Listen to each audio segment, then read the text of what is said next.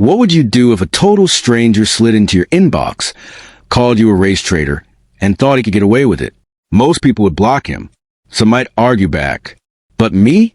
I played the long game. And by the time I was done, this proud racist had lost not one, but 2 jobs. This is a story of how an anonymous DM turned into the most satisfying revenge I've ever pulled off.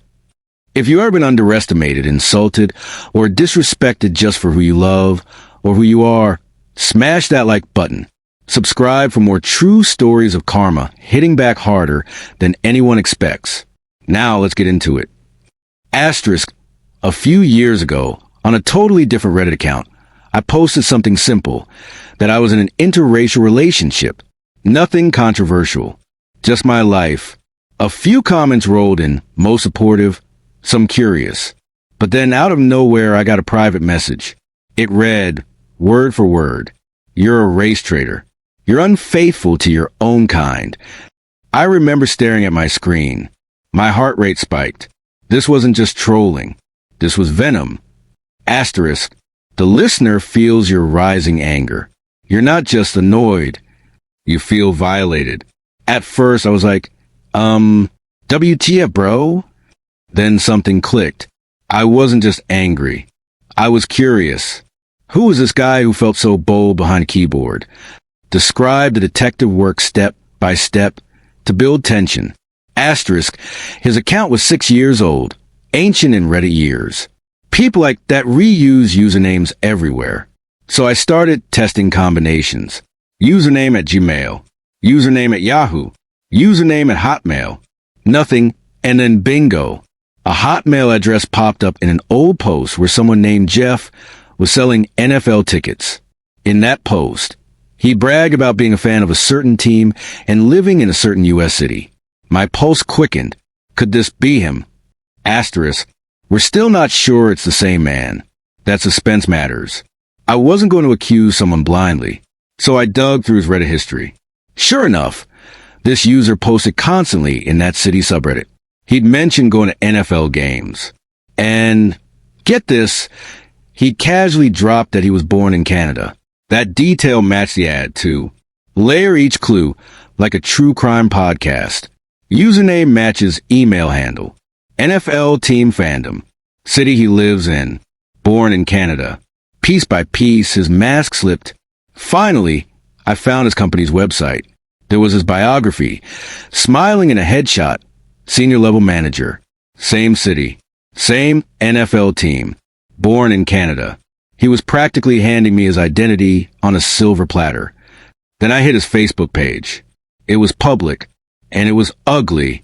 He posted what I call semi-racist memes. Combine that with his Reddit history, full-on racist rants, and the picture was clear.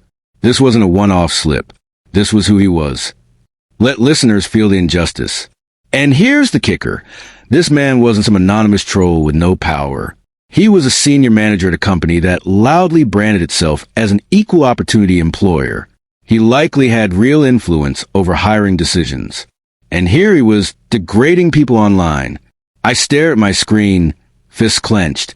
All my life, I believed in fairness, in not letting bullies win. But something about this felt different. It wasn't just about me anymore. It was about every person this man had looked down on.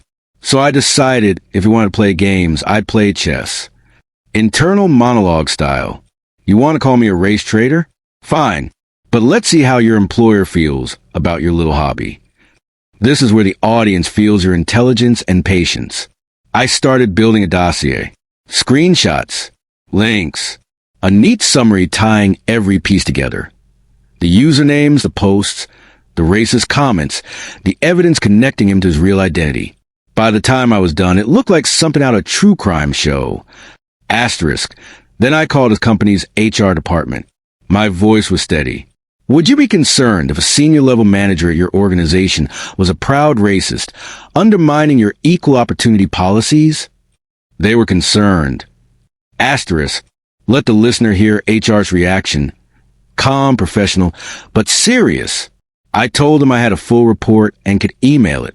Within minutes, the HR rep gave me her address. Off it went. Build suspense. Asterisk. Weeks passed. I checked his LinkedIn page once a week like clockwork. I called HR for an update. They thanked me but wouldn't confirm anything. Fine. I could be patient. One morning, I opened LinkedIn, and there it was, a post from Jeff himself. I'm looking for a new opportunity. If anyone knows of openings, please reach out. My coffee nearly spilled. Gotcha. Asterisk. Asterisk. I couldn't resist. I messaged him on Reddit. Hey, bro, heard you got fired. Just wanted you to know I'm the reason why.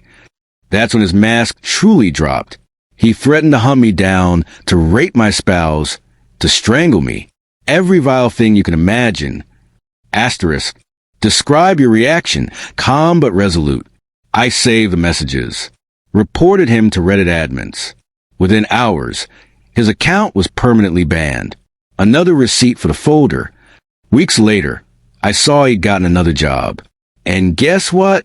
Their HR department was even easier to reach. I spoke with a representative, a woman whose name and voice suggested she might be a woman of color. I told her about Jeff.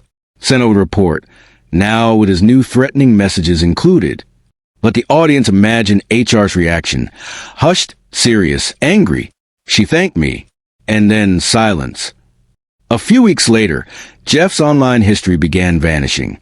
His LinkedIn deleted. His name gone from the company's senior management list. I'll never know the exact conversation HR had with him. But I know what it looked like from the outside. Another job gone. Deliver the emotional payoff. I didn't even need to go after him a third time. He got smart, or scared, or both. Either way, the game was over, and I'd won. Think about it. He started this by calling me a race traitor in a private message. He ended up losing 2 jobs, 2 reputations, and his online mask. The same arrogance that made him slide into my inbox was the arrogance that left a trail of breadcrumbs right to his door. Pause for effect. Sometimes karma isn't cosmic. Sometimes it's just someone like me, willing to do the work.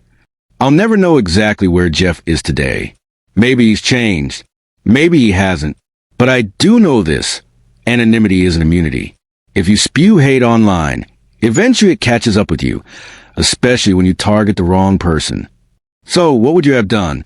Have you ever been targeted online and wanted to fight back? Drop your stories in the comments. I read them all. If you love watching karma do its thing, hit like, subscribe, and share this with a friend who needs a reminder that the internet always remembers. Until next time, stay safe, stay smart, and stay kind. Why this works. It frames you as a calm, methodical hero, while painting Jeff as a powerful but morally rotten villain. It escalates tension clue by clue. It gives the audience a clear emotional arc. Shock, investigation, power shift, revenge, catharsis. It ends with moral takeaway. Anonymity is not equal to immunity.